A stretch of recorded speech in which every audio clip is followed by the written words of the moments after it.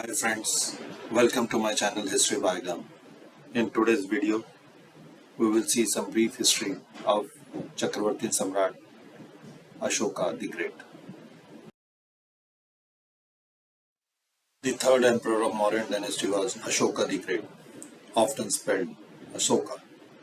He was one of the most prominent king of Indian subcontinent.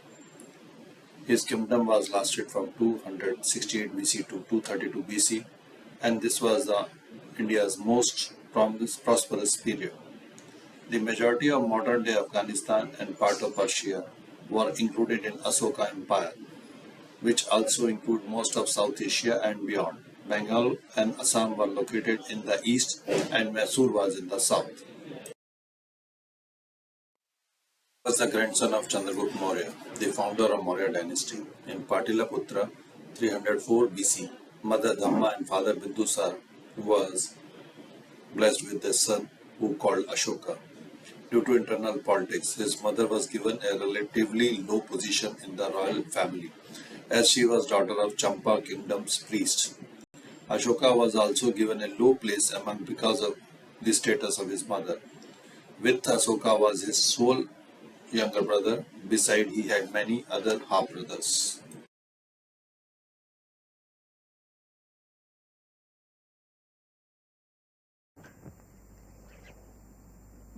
शुभ समाचार है महाराज। तक्षशिल में विद्रोह कुचल दिया गया है। अब तो सब ठीक है। सब ठीक है। स्थिति युवराज सुषिमा के नियंत्रण है। तुरंत उसे बड़ी संदेश भेजो। जी महाराज। विक्रम भट्ट, राजकुमार अशोक का कोई समाचार नहीं। मैं कहने ही जा रहा था, राजकुमार अशोक की सहायता से ही शांति स्थापित हो पाई। महाराज, वर्षों से विद्रोही बीच बीच में अपना सिर उठा रहे हैं। युवराज सुषमा कुछ नहीं कर पाए। यही सोचकर तो आपने राजकुमार अशोक को भेजा। तुम कहना क्या चाहते हो? यही बधाई संदेश राजकुमार अशोक को भेजना चाहिए। यह कैसे हो सकता है? सुषिमा तक्षशिल का क्षत्रपाल है, शासक है। बधाई संदेश उसे ही भेजो। Ashoka's father Bindusar disliked him because of his modest look, and he would often consult with his ministers regarding which of his sons should succeed him. Despite not being an admirer of Ashoka, he recognized him with important tasks and frequently sent him to put down disturbances. Young Ashoka surpassed and put down several rebellions by acting on his father's instruction.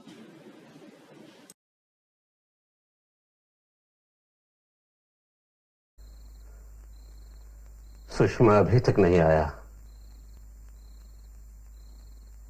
महाराज, तक्षशिल में फिर से विद्रोह भड़क उठा है, इसीलिए नहीं आ पाए।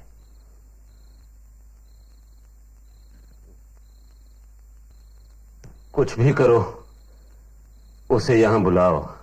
एक ही उपाय है। यदि राजकुमार अशोक को तक्षशिल भेज दिया जाए तो युवराज सुषिमा यहां आ सकते हैं। ऐसी संकट की घड़ी में उन्हें आपके पास ही होना चाहिए। महाराज, मेरे विचार से युवराज सुषमा वहीं रहकर विद्रोहियों का दमन करें। इस बार उन्हें सफलता अवश्य मिलेगी। अब तो अनुभवी हो गए हैं। अशोक एक बार विद्रोह कुचल चुका है तो दोबारा भी कर सकता है। अशोक को आदेश भेज दो कि वो तक्षशिल चला जाए और तुरंत सुषिमा को यहां भेज दे। The oldest son of Bindusara persuaded his father to send Ashoka to Takshila to put down a mutiny by Takshila's residents. However, as soon as Ashoka arrived in the region, the militants embarrassed him and the revolt was put an end peacefully. Ashoka's success in these specific efforts made his brother, especially Sushim, in particular, feel more insecure. Later, Bindusara, the father of Ashoka, appointed him as the governor of Avanti after being impressed by his aptitude and wisdom. Where he met Devi, the daughter of Vidisha's trader, and they got married. Mahendra and Sanghamitra were Ashoka's and Devi's son and daughter.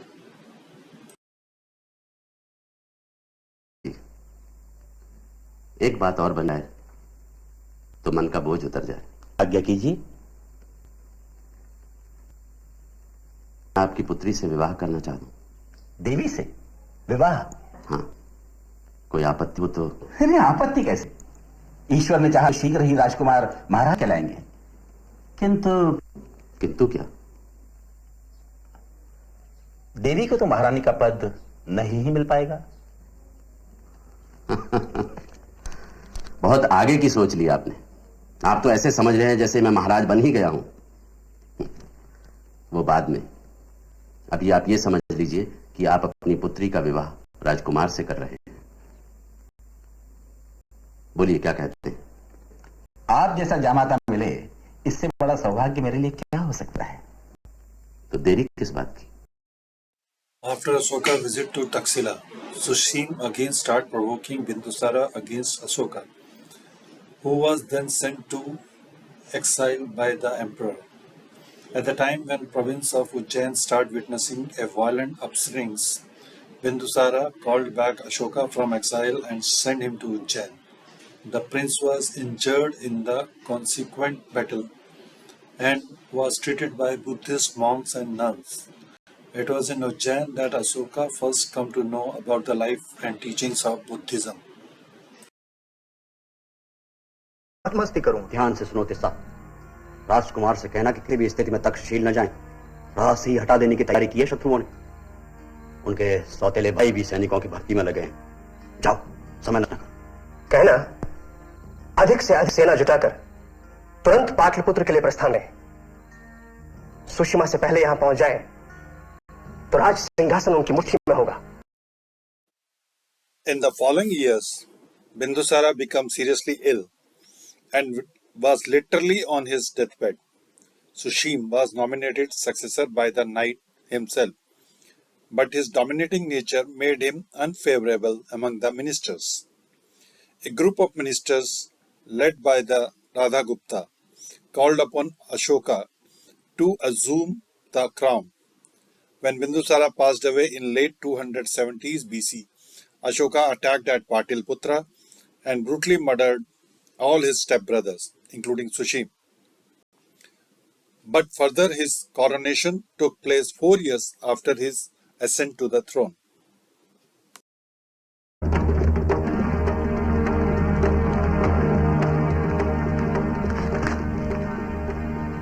राजकुमार अशोक, मैं और मेरे मंत्री आपका साथ देंगे। कितने मंत्री होंगे? मुझे मिलाकर 101। शुभ है। और शेष मंत्रियों का? उनका प्रबंध भी कर दिया जाएगा। स्थिति बहुत तेजी से बदल रही है। मेरे विचार से आप स्वयं को राजप्रतिनिधि घोषित कर दीजिए। सिंहासन के संघर्ष में आपका पलड़ा भारी रहेगा। बाद में जो होगा देख लेंगे। Ashoka attacked Pataliputra and brutally killed all his stepbrothers. When Ashoka became king, he launched brutal assaults to expand his empire for continuous around 8 years. Mauryan Empire was quite sizable, but due to his strategic nature and courage, the Mauryan Empire was once again gained the dominance on the Indian subcontinent. His kingdom was stretched from Iran-Afghanistan border in the west to Burma in east. He annexed the whole of southern India except modern-day Sri Lankan territory. Buddhist literature described him as a ruthless ruler and named him Chanda Ashoka. He was built a torture chamber named Ashoka's Hell, controlled by a executioner to punish offenders. महाराज प्रणाम। आपकी बीमारी का समाचार सुनते ही भागा चला आया। यहां स्थिति गंभीर पाई। नगर में चप्पे चप्पे पर सैनिक ही सैनिक। पता नहीं कब क्या हो जाए, यही सोचकर मैंने राधागुप्त का सुझाव मान लिया और अपने आप को राजप्रतिनिधि घोषित कर लिया है। तुम राज सिंहासन के लिए षड्यंत्र कर रहे हो। सिंहासन पर तो सुषमा तुम नहीं, कोई नहीं। सुषमा। लेकिन कहां है वो? यहां तो कहीं दिखाई नहीं दे रहे, जबकि मैं यहां आपके सामने खड़ा हूं, राज सिंहासन के योग्य, आपका एकमात्र पुत्र। अरे कपटी, इसी क्षण आत्मसमर्पण कर, नहीं तो राजद्रोही। खदेड़ दो इसे नगर के बाहर, बंदी बना दो इसके। महाराज, महाराज, महाराज,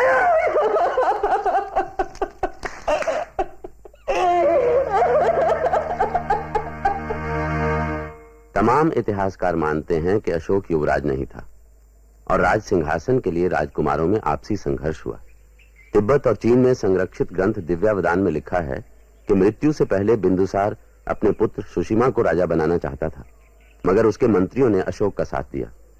उत्तराधिकार स्थापित करने में पूरे 4 साल लग गए। तब कहीं अशोक ने अपने आप को पूरी तरह से सुरक्षित महसूस किया और 269 ईसा पूर्व में उसका विधिवत राज्याभिषेक हुआ। Ashoka attacked Kalinga to conquer during 265 BC, and the Battle of Kalinga became a turning point in his life. Ashoka personally led this big attack and secured victory. On his order, the whole province was robbed, city was destroyed, and thousands of people were killed. After the victory, he went out to survey and faced nothing except burned houses, dispersed bodies. Having brought face to face with the consequences of war, for the first time he felt dazed with brutality of his action. At the time, he decided never to indulge in any violence again and devoted himself completely to Buddhism and start broadcasting Buddhism preachings and principles.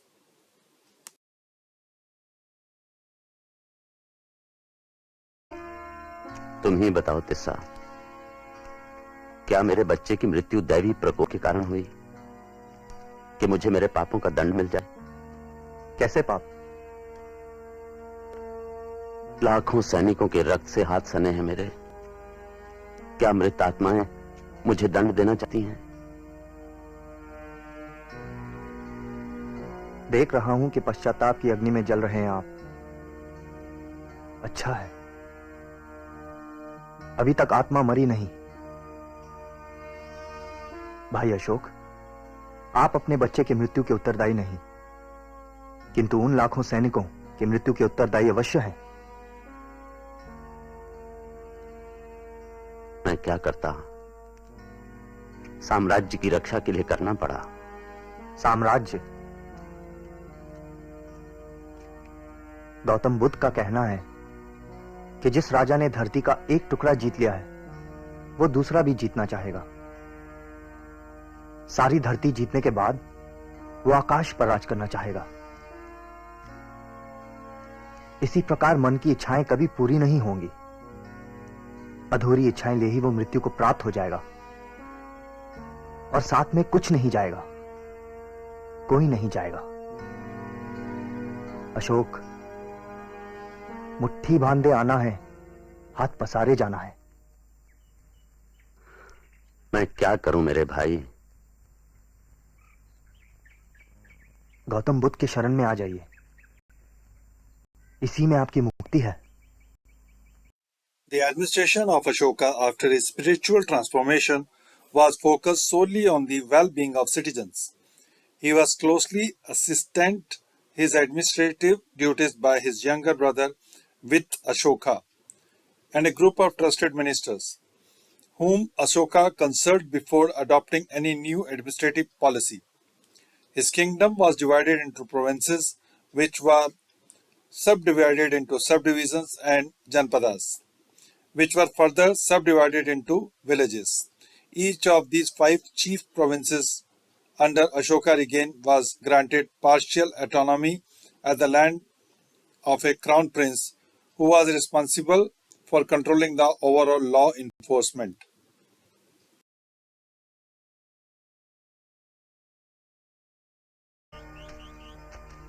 राज सिंहासन पर बैठने के 8 वर्ष बाद सम्राट प्रियदर्शी ने कलिंग देश पर विजय प्राप्त की, जिसमें 1 लाख सैनिक मारे गए, 1.5 लाख लोग निर्वासित हुए और लाखों की संख्या में लोग बुरी तरह घायल हुए। कलिंग को साम्राज्य में मिलाने के बाद सम्राट प्रियदर्शी ने सच्चे मन से धर्म को अपना लिया, धर्म की इच्छा की, धर्म की शिक्षा दी। कलिंग के युद्ध से सम्राट प्रियदर्शी को बहुत पश्चाताप हुआ, क्योंकि जब भी किसी स्वतंत्र देश को विजित किया जाता है तो रक्तपात, मृत्यु और लोगों के निर्वासन से सम्राट प्रियदर्शी को बहुत दुख होता है, उनके मन पर आघात लगता है। इससे भी अधिक संताप सम्राट प्रियदर्शी को वहाँ के निवासियों को देखकर होता है, चाहे वो ब्राह्मण हो या श्रमिक, अन्य गण के हो या गृहस्थ, सभी को हिंसा, हत्या और अपनों से बिछुड़ जाने के दुख से जूझना पड़ता है। या वो लोग जो सौभाग्यवश बच जाते हैं, युद्ध का पाशविक प्रभाव भी जिनके मन का स्नेह दीप नहीं बुझा पाता, उन्हें भी अपने मित्रों, परिचित जनों, सहकर्मियों और संबंधियों के दुर्भाग्य को भोगना पड़ता है। ऐसी पीड़ा में सभी मनुष्यों का सहभागी होना सम्राट प्रियदर्शी के मन का बोझ बन जाता है। धर्मोपदेश का ये शिलालेख स्थापित करने का कारण है कि मेरे होने वाले किसी भी पुत्र या पौत्रों के मन में अन्य देशों को जीतने की भावना न उत्पन्न हो। वो जो भी विजय प्राप्त करें, धर्म और अल्पदंड से ही प्राप्त करें। Ashoka built his empire on the principle of non-violence. He followed the instruction described in Arthashastra about the character of a perfect king.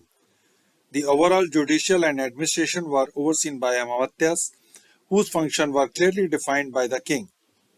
The king also employed a network of spies who offered him tactical advantage in diplomatic matters and also report to him about the public affairs and other general information to take necessary actions for the welfare of kingdom. सम्राट प्रियदर्शी समस्त गणों, योगियों और साधारण का उनके स्वाभाविक गुणों और मान्यताओं सहित आदर करते हैं। सम्राट प्रियदर्शी के विचार से गुण और सम्मान से भी अधिक सभी संप्रदायों में निहित शिक्षा की प्रगति का महत्व है। यह शिक्षा कई रूप धारण करती है, किंतु इसका आधार है वाणी पर नियंत्रण, जिससे प्रतिकूल अवसरों पर हम अपने संप्रदाय की अत्यधिक प्रशंसा या दूसरे की निंदा ना करें, जिससे हम संप्रदाय का प्रभाव बढ़ा सके और दूसरों को लाभ भी पहुंचा सकें। सम्राट प्रियदर्शी की यही इच्छा है कि समस्त संप्रदायों में पर्याप्त ज्ञान हो और ऐसी शिक्षा दी जाए जो कल्याणकारी हो।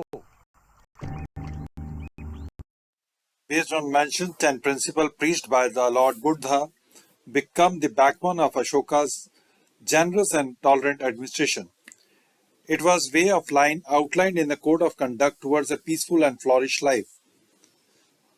To be liberal and avoid selfishness, to maintain a high moral character, to be prepared to sacrifice one's own pleasure for the well-being of others, to be honest and maintain absolute integrity, to be kind and gentle, to lead a simple life for the subject to emulate, to be free from hatred of any kind, to exercise non-violence, to practice patience, to respect public opinion, to promote peace and harmony. सम्राट प्रियदर्शी के साम्राज्य में यहाँ तक कि चोला, पांड्या, सरपुत्र, केरल पुत्र, सुदूर, सिंहल और यूनानी राजा एंटियोकस के सीमावर्ती क्षेत्रों में भी इस स्थान पर 2 आरोग्य सेवा केंद्र स्थापित कर दिए गए हैं। मनुष्य और पशुओं के उपयोग के लिए जड़ी बूटियां उन स्थानों पर भी उगाई जाने लगी हैं जहां पहले वे नहीं पाई जाती थी। मनुष्य और पशुओं के उपयोग के लिए मार्गों के किनारे कुएं खुदवा दिए गए हैं और वृक्ष भी लगा दिए गए हैं।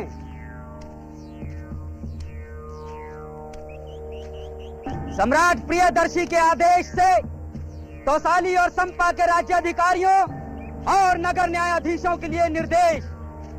कई सहस्त्र मनुष्य आपके संरक्षण में हैं। आपको इनका स्नेह पाना चाहिए। सभी मनुष्य मेरी संतान हैं। अपनी संतान के सुख और कल्याण के समान ही इस लोक और परलोक में मैं सभी मनुष्यों के सुख और कल्याण की कामना करता हूँ। He undertook the propagation of these philosophies through publication of 14 edicts that he spread out carved in stone pillars and slabs placed at strategical points. No living being were to be sacrificed. Medical care for human as well as animal throughout his empire. Monks to tour every 5 years to teach the principle of dharma to the common people. One should always respect one's parents, priests, and monks. Prisoners to be treated humanly. He encouraged his subjects to report to him their concern regarding the welfare of the administration at all the times, no matter where he was or he is doing. He welcomed all religion as they desire self-control and purity of heart. He encouraged his subject to give to monk brahmanas and to needies. Reverence for the dharma and proper attitude towards teachers who consider better than marriage or other worldly celebration by the emperor. Emperor summarized that fame count for nothing if people do not respect the dharma. He considered giving the dharma to others is the best gift anyone can give. Whoever praises religion due to excessive devotion with his thought, let me glorify my own religion, only harm his own religion. Therefore, contact between religion is good. Ashoka preached that conquest by the dharma is superior to conquest by force, but if conquest by force is carried out, it should be self-controlled and light punishment.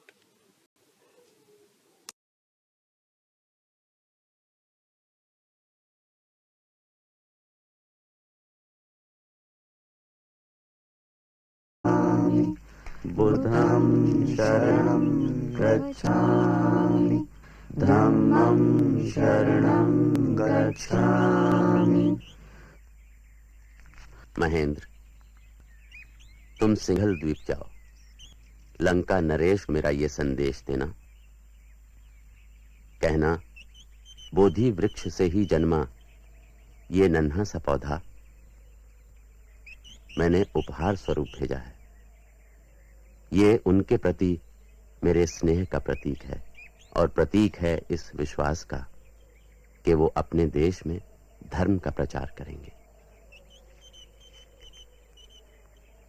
Sanghamitra, तुम साम्राज्य की सीमा के पार पूर्वी देशों में जाओ और धर्म का ऐसा प्रचार करो कि पूरे विश्व में शांति का संदेश फैल जाए। जाओ।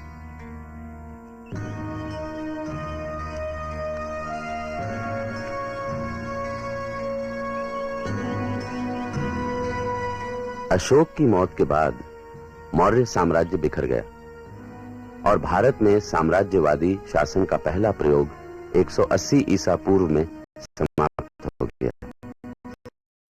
The establishment of human and animal hospital, the planting of trees, the digging of wall, and the construction of irrigation center and restroom were among his public activities. Order was also issued to stop public negligence and to prevent animal cruelty. He sent missionaries to far-off places to spread the ideas of Buddhism and inspire people to live by the teachings of Lord Buddha. He even engaged members of royal families, including his son and daughter Mahendra and Sangamitra, to carry out duties of Buddhist missionaries. Ashoka propagated his belief by making oral announcement and carved those on rocks and pillars in strategical locations. Buddhist Emperor Ashoka built thousands of stupa and viharas for Buddhist followers. One of his stupa, the Grand Sachi Stupa, has been declared as a World Heritage Site by the UNESCO. The Dharma Chakra has become part of Indian national flag as the way of honoring his impartial philosophy. The Ashoka Lion capital has been used as a symbol of Republic of India. After ruling over the Indian subcontinent for a period of roughly 40 years, Samrat Ashoka died in 232 BC. The Mauryan dynasty split after Ashoka's death, and his efforts was abundant. Emperor Ashoka is still remembered as a great leader and reformer for his efforts to spread the teachings of Buddhism and Dharma. That's the reason we call him Ashoka the Great. Please like and subscribe my channel History Bygone. For any suggestion, request you to share in comment box.